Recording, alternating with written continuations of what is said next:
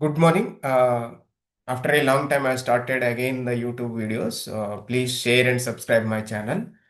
My first question is, what is clocked PO patterns? Clock PO patterns are the special patterns meant to test primary output values when those primary outputs are connected directly or indirectly to one of the scan clocks. If primary outputs are connected to scan clocks directly or indirectly, if you want to test those primary output pins. So we need a clocked PO pattern. And next one is, what is the difference between the sequential and combinational ATPC? So this is the most common question which is asking. So combinational ATPC simulate the one clock pulse on the circuit. Sequential ATPC simulate the multiple clock pulses. That's it. Please share and subscribe my channel. Good morning, everyone. Please share and subscribe my channel. So my next question is, why we lose coverage when we constrain pins?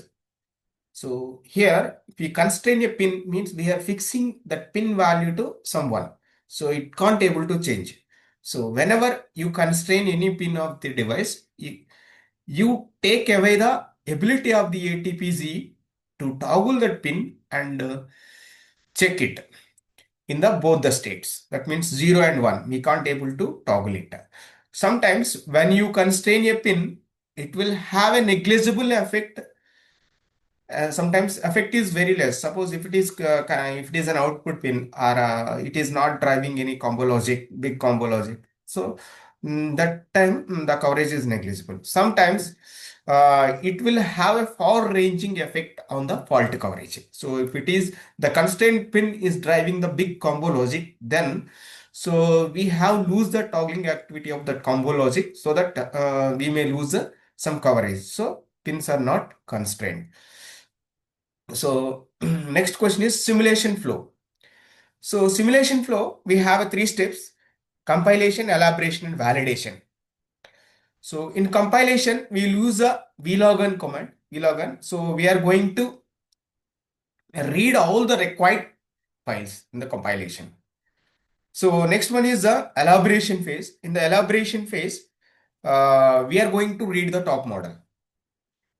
And next one is a validation phase. So in validation phase, we are going to apply the stimuli to the DUT. So here we are using the vsim. Okay. This is a simulation flow. So mainly it is divided into three steps: compilation, elaboration, and validation. So required library files .v files and library files and all we will read at compilation stage. So elaboration stage, we are going to read the top model. So if you fail to read the top model in elaboration phase, you will get an error like elaboration failed. In simulation phase, the patterns which are generated uh, during the test run are tickle with the help of tickle file. So those patterns we are going to simulate. So those patterns are applied, and we are going to simulate those patterns. So if the simulation phase, we'll get an output as a simulation log and mismatches and all. So in briefly, in my next video, I will explain all these stages, how we are going to read the .p files and Verilog files and all, how the elaboration phase is going to work, and how validation is going to work. Everything I will explain in my next video. Please share and subscribe my video.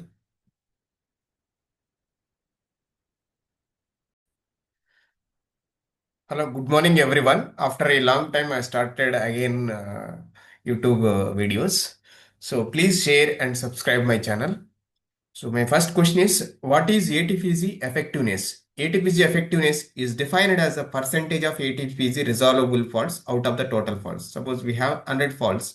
So ATPG tool can resolve only 80 faults, means 80%. ATPG effectiveness is a 80%. Normally we will look for the more high percentages. So ATPG effectiveness simply says that it is an ability of the ATPG to resolve the faults. Thank you. Please share and subscribe my channel.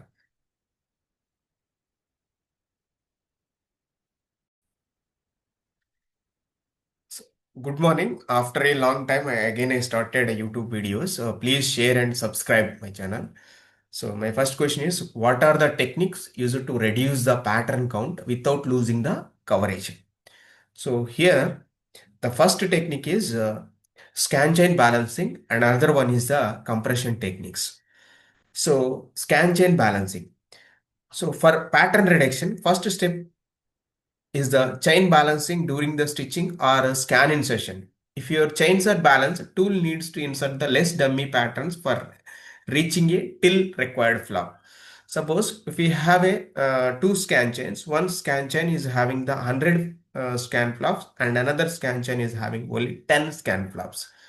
So in order to balance these two scan chains, the tool will insert a dummy cycles, that is 90 dummy cycles for the scan chain which is having a length of 10 scan flaps to compensate the scan chain length. So if you make them as a, if you make the scan chains 50-50 means the both the scan chains will get balanced, and within the 50 clock cycles the shift operation is going to be completed, and also it requires a less number of patterns. So the next step is also we can include the compression on the chains where we have constraints on the pins of the device. This means if we are having the compression factor of 2, then your one chain will get divided into two inside the device, reducing your chain length. So flops per scan. So chain length is not but a number of scan flops per chain. Suppose if you go with the compression technique, in EDT we will experience this compression techniques. If we go with the compression techniques, the scan chain length gets reduced and all the scan chains will have they will make sure that all the scan chains are same length, having the same length, and also they will make sure that all each chain is having the same clock domain, or if different clock domains are there, then they make sure that negage is followed by posage. Like that, they're going to reduce the number of patterns by balancing the number of scan chains and also the compression technique. So this is all about reducing the pattern count. Please share and subscribe my channel.